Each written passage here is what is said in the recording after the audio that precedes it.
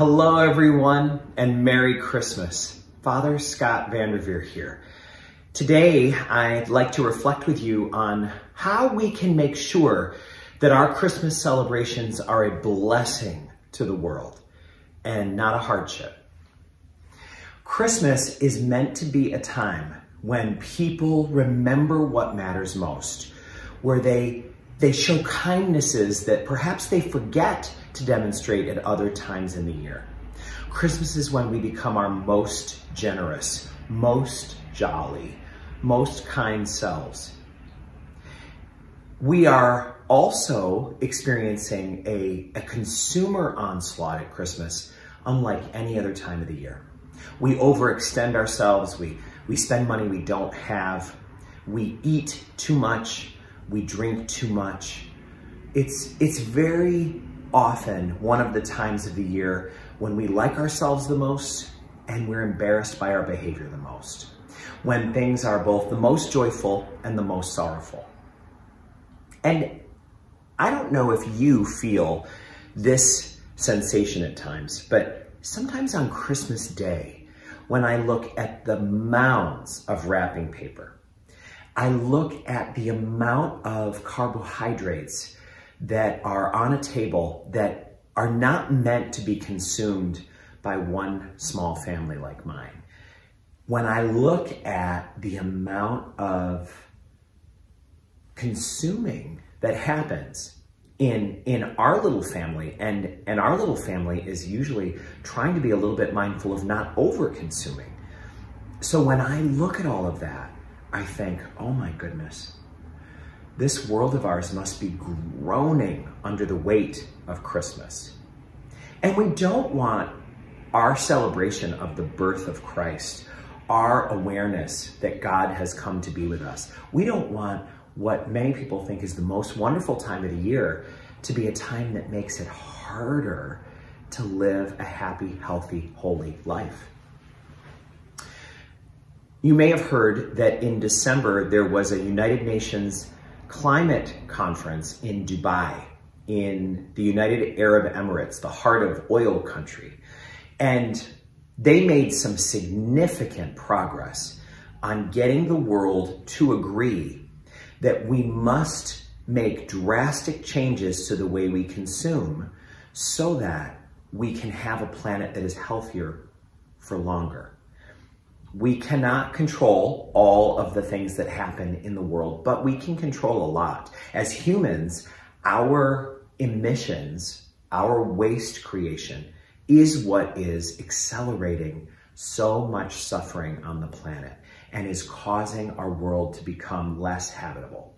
So the climate conference was actually a tremendous step forward in many ways. Although there are some who say it didn't go far enough, it went so far as to create agreements that we're going to stop allowing fossil fuels to harm the environment by the year 2050.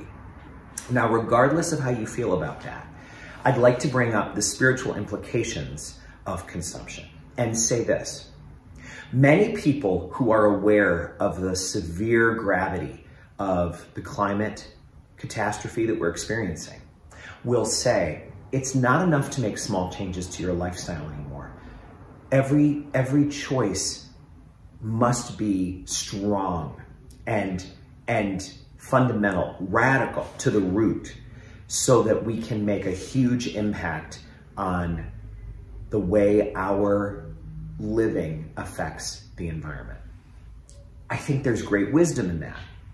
And I don't pretend to know as much as a climate scientist about that. So I want to humbly say, that sounds right to me.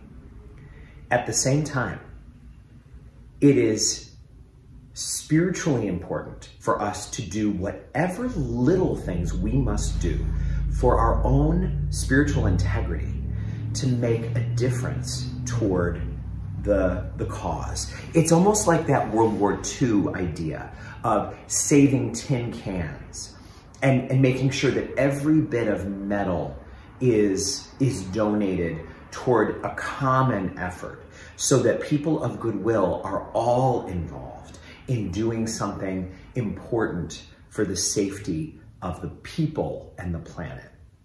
I believe that your recycling efforts are a spiritual investment in that. Just as one person not participating in the blackouts of the 1940s, when there was such fear of enemy planes soaring over us, trying to find ways to turn Glens Falls into London, to try to bomb civilians in their homes, because there was such fear, realistic fear, that that could happen. We were told to black out our homes at certain times and to make sure that there was not even a sliver of light coming out of our windows.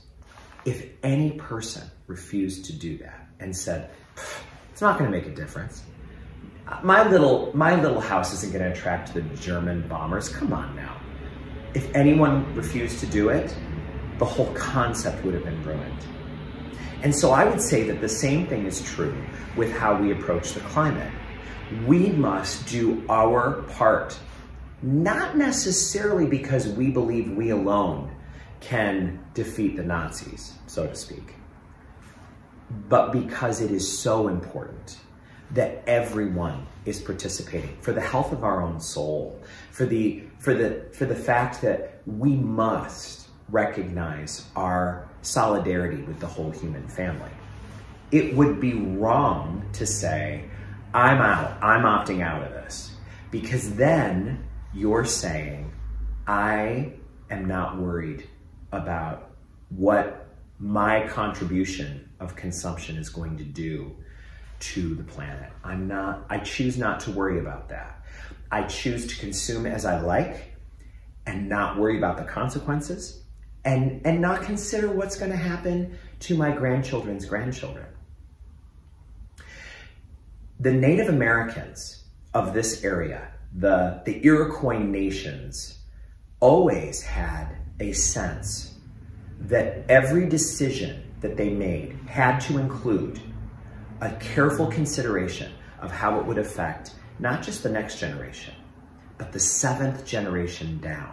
That's why there's a line of ecologically friendly products in the grocery store called 7th generation. If you've never heard that story before, it might not make sense, but it's the 7th generation that the natives of this region were seeking to protect. I share that with you because I think it is so important for us to recognize your and my spiritual investment in the lives of the 7th generation from now. Even if climate science changes, even if we learn things in the future that we didn't know now that make our reaction not necessarily the best response to what we will know in the future, we can't be in charge of all that. We can't know that. And that doesn't have any spiritual impact on us. What has a spiritual impact on us is keeping our side of the street clean. And keeping our side of the street clean, in this metaphor, means making sure that we're doing our part. Not because we think we can clean up the Pacific garbage patch on our own, or by recycling our dental floss container instead of throwing it in the garbage, but because we know that little impacts of each person's contribution together make a tsunami. We know that one flap of a butterfly's wings can create the changes in air currents and can match with atmospheric pressure to create or prevent a hurricane. We know scientifically that those things are true. We know that a rocket that takes off at a millionth of a degree off of its intended target will wind up in another galaxy. Because we know that, because we mathematically know that, we know that our little investments make a difference, spiritually and scientifically speaking, in the long term, also in a very empirical kind of way.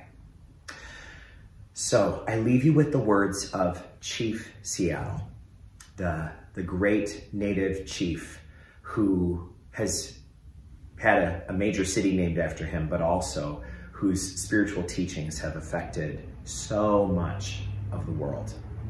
He said, "It is only when all the rivers have been poisoned and all the trees have been cut down and all of the waters are too acidic to drink, only when the earth has become completely inhabitable will we finally realize that we can't eat money. No matter how good our decisions are for us economically, no matter how much it saves us to not have to worry about the seventh generation, it is only when we have gone too far we will realize that the most important things in life must be tended to in the smallest and biggest ways possible." Merry Christmas, my dear friends. May God bless us all, and may God bless the seventh generation from us to celebrate Christmas far in the future.